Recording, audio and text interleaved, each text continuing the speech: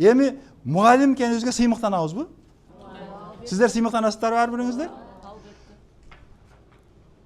Неге анан кийин каерде иштейсиң сен? Мектепте? Мектепте эле дейсиздер го. Азырынча мектепте эле. Көптөн бери мектепте эле. Дагы эле мектепте эле. Анан кийин мектепте ким болуп иштейсиң? Мугалим эле. Мугалим эле. Жөн мугалиммин деп мындай бечарасынасыздар да. Андай болбош керек да. Азыр айтам ошого. Азыр ошого келебиз. Демек, бизди самооценкабызды түшүрүп аткан кичине айлык маселеси болуп аткан да, ошондой. А бирок негизи чыныгы мугалим ал айлыкка да карабайт да.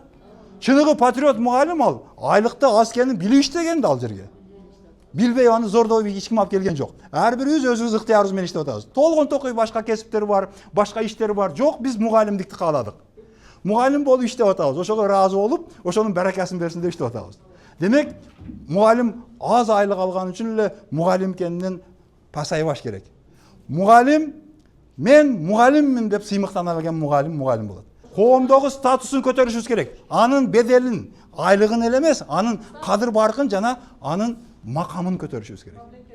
Демек, мугалимди басынта берсек, андан кийин билимдин начар болушунун негизги факторлорунун бири ушул. Мугалимди бар жоктон коомдон басынтып таштабашыбыз керек.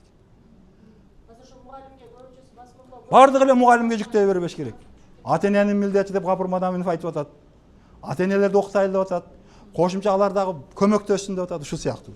Пайгамбар кесип деп айтабыз да мугалимдикти.